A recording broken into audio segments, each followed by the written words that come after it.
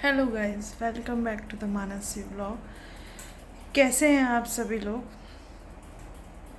जब हमारे देश में, मेरे आसपास या मेरे जान पहचान में कोई भी घटना ऐसी घटती है जिसमें हमेशा औरत को ही उंगली उठाई जाती है, औरत को ही एक मोहरा बनाया जाता है, तो पता है गाइस, मैं अंदर ही अंदर बहुत कुछ चलता है मेरे, बहुत कुछ सोचती हूँ मैं। आप सोच नहीं सकते कि मैं इस हद तक, मतलब मेरे को नींद नहीं आती, मैं सोचती रहती हूँ कि यार हम लोगों के साथ ही ऐसा क्यों। और पता है, मैं बहुत सारी चीज़ों को अपने आप से भी कोरिलेट करने लगती हूँ, हालांकि ये मेरी गलती है। डॉक्टर्स भी यही कहते हैं कि ये तुम्हारी गलती है, हर चीज़ को कोरिलेट मत किया करो अपनी लाइफ के साथ। पर मैं करने लगती हूँ। देखिए, आप लोगों से कुछ मैं चीज़ें बताती हूँ। मेरे भी मुझे भी ख़त्म करने में है ना, कोई कमी नहीं छोड़ी थी मेरे हस्बैंड ने। जैसे कि एक उपाधि दी गई है संसार ने, इस समाज ने, वो वैसा कहलाने लायक तो है ही नहीं। ठीक है, मैं मानती हूँ वो अच्छा बेटा हो सकता है, क्योंकि उसने अपनी माँ के लिए ही ये सब कुछ किया है, अपने पिता के लिए ही ये सब कुछ किया है।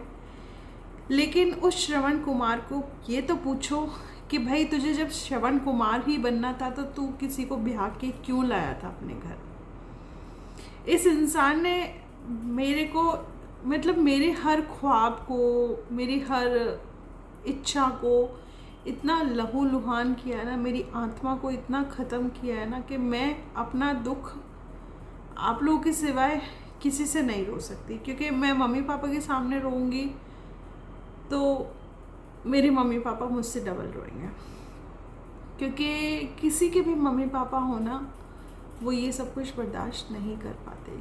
क्योंकि मम्मी पापा एक ऐसा शब्द है जो अपने बच्चे के लिए कुछ भी कर सकते हैं। लेकिन हाँ, मेरे मम्मी पापा उस कैटेगरी के मम्मी पापा नहीं हैं जिस कैटेगरी के प्रदीप के मम्मी पापा हैं, कि दूसरे के बच्चे को हमेशा हानि पहुंचाना। आप लोगों को ऐसा करना था, मेरा पता है मरते दम तक एक ही क्वेश्चन रहेगा कि आप लोगों को जब ऐसा करना था तो आप लोगों ने शादी क्यों करी, ऐसे इंसान की शादी क्यों करवाई आप लोगों ने। मेरे पे आप देख रहे हैं सोशल मीडिया पे भी, मतलब मेरे पे बहुत सारे प्रहार हुए हैं, बहुत सारे, है ना। मेरी जो ऑडियो हैं वो भी वायरल हुई मेरी पेरेंट्स की, ठीक है। मेरी भी ऑडियो हैं, अभी तो आपको बहुत कुछ देखने को मिलेगा।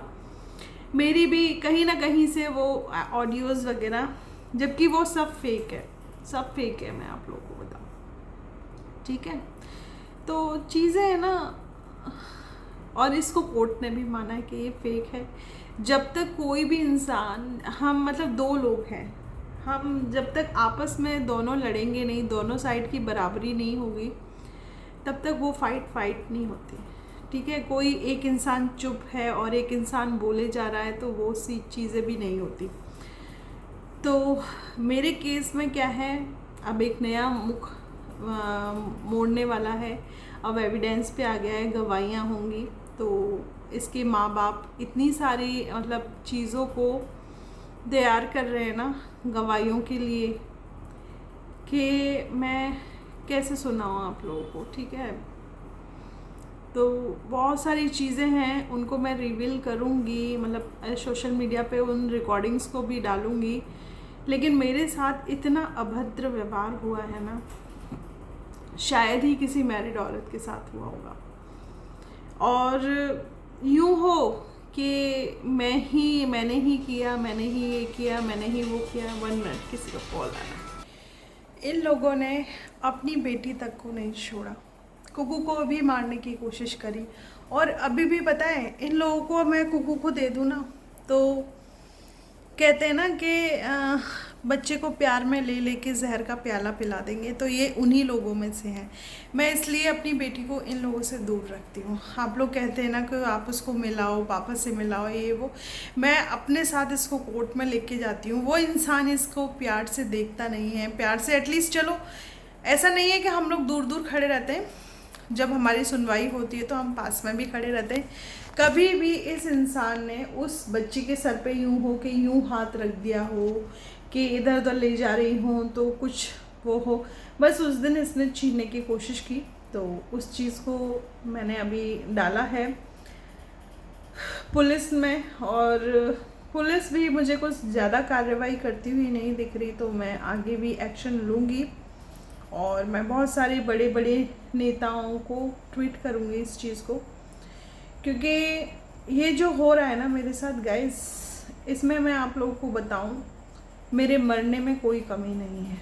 कभी भी कोई भी मुझे शूट आउट कर सकता है, क्योंकि मैं अकेले रहती हूँ, अकेले ही अपने काम पे जाती हूँ, सारे काम मैं अकेले करती हूँ, तो कोई नहीं है। लेकिन हाँ, ये लोग, मैं यहाँ सोशल मीडिया पे बैठ के एक चीज़ की चुनौती देती हूँ कि अगर मुझे कुछ हुआ ना तो तुम लोग अपने आप को बचा नहीं पाओगे। अगर छोटी सी भी खरोंच चाहिए ना मुझे, खरोंच जिसको कहते हैं, खरोंच शब्द सुना होगा तुमने मेजर, तो वो भी आई ना मुझे, तो तुम बचोगे नहीं। भले चाहे तुम कितना भी आर्मी में बैठ लाना, यहाँ की पुलिस है ना, आर्मी से भी तुम्हें बाय कुक और बाय हुक घसीटती हुई लेके आएगी, ठीक है। तो जो तू तेरे घुर्गे छोड़ रहा है ना, ठीक है, मैं मानती हूँ तू उनको दारू पिलाता है, तू हर छुट्टी में आता है 10-20 हज़ार रुपये उन कुत्तों पे खर्च करके जाता है, लाइक सुशील, लाइक अनिल, पता नहीं कौन कौन है वो जो तेरे चमचे घूमते हैं तेरे आगे पीछे, ठीक है। तो वो तो तूने मुझे दिखा दिया कि एक तो पहली बात देख रेखा, न तो मैं इंसान हूँ और न एक आर्मी ऑफिसर, क्योंकि अगर तुझ में जिगरा होता ना तो तू अकेला मेरा सामना करता, पर नहीं, तुझे पता है तू अकेला मेरा सामना ज़िंदगी में नहीं कर पाएगा, इसलिए तू इन गुंडे मवालियों को लाता है। लेकिन मैं इनसे डरने वाली नहीं हूँ, क्योंकि जो तू औरत पे प्रहार कर सकता था ना वो तूने कर लिया। जो तू मेरा बिगाड़ सकता था ना, तूने मेरी बसी बसाई ज़िंदगी को जो बिगाड़ा ना, छोड़ेंगे तो तुझे भी नहीं। जिस तरीके से तूने इसमें क्या कहते कोर्ट को और मुझे तूने मतलब गुमराह किया है ना, पकड़ा जाएगा तू एक दिन। कितने भी तू गवाह लिया, कितने भी तू सबूत इकट्ठे कर ले, झूठ झूठी होता है और सत्य सत्य ही होता है। और जो तू कर रहा है ना, उससे तू सिर्फ और सिर्फ एक क्रिमिनल ही साबित होता है। एक क्रिमिनल जिसने आर्मी की वर्दी ओढ़ रखी है, आर्मी का एक नाम ले रखा है, तो जैसे इंसान को वो नहीं नसीब होगा, ये भी सोच ले। वो भी तुझसे बहुत जल्द छिनने वाला है, ये मैं गारंटी के साथ कहती हूँ, क्योंकि तू जिस चीज़ के लायक नहीं है ना वो चीज़ तुझे मिलेगी नहीं। और तू जिस खुशी के लिए ये सब कुछ कर रहा है ना, वो खुशी भी तुझे ज़िंदगी में नहीं मिलेगी, क्योंकि तूने अपनी बेटी को धोखा दे रहा है, तू अपनी बेटी के करियर को बर्बाद करना चाह रहा है। देख, फिर भी तेरी बेटी जो चीज़ मैं बनाना चाहती हूँ ना, उसको एक अच्छी इंसान, एक अच्छी डॉक्टर, वो बनेगी और हर हाल में बनेगी। रेखा जब तक ज़िंदा है, उसके माँ बाप ज़िंदा हैं, उसके भाई बहन ज़िंदा है ना, तब तक तो तू कुकू के ऊपर हाथ भी नहीं डाल सकता, ठीक है। तो तेरे लिए यही चुनौती आज काफ़ी है, क्योंकि तू फ़ोन करवाता है रात रात में लड़कों से, नए नए कॉल से, नए नए नंबरों से तू कॉल करवाता है। और हाँ, उसको अपने भाई को, भाई क्या, अपने कुत्ते को बता देना कि मेरी वाइफ ने तेरी और मेरी पुलिस कंप्लेंट करवा दी है, और वो हर एविडेंस दे देगी जो तूने मेरी वाइफ के साथ करा। वो ये कहता है ना, मैं कॉल करती हूँ, मैंने किया, मैंने ये किया, मैंने वो किया, तो वो अब मैं पुलिस स्टेशन में दूंगी कि उसने क्या किया और मैंने क्या किया, वो खुद पकड़ा जाएगा। और हाँ, उस गवार को बता देना वो कितनी भी नई आईडी बना के आ जाए, लेकिन जो मेन उसका आईपी एड्रेस है ना, वो मतलब क्राइम ब्रांच निकाल लेगी उसका। और जितने भी नए नए फ़ोन से कॉल कर रहा है, सुजीत के नाम से, सबरजीत के नाम से, जो भी कर रहा है ना, और बता देना उसको कि मेरी वाइफ की जो हैसियत है ना वो बहुत बड़ी है, तो जैसे लोगों से वो बात करना भी पसंद नहीं करती, ठीक है। और मैं कोई झोला छाप डॉक्टर नहीं हूँ जो तूने पूरी फैमिली में बात फैलाई। पहले तू अपने डॉक्यूमेंट्स उठा के देख ले, 2 बार तूने 12th पास करी है, तेरी डेट ऑफ बर्थ गलत है, तेरे ऑफिशियली जो पेपर्स हैं उनमें तेरी डेट ऑफ बर्थ गलत है, तूने एज कम करवा रखी है, ठीक है। तो 82 बोन है, ठीक है।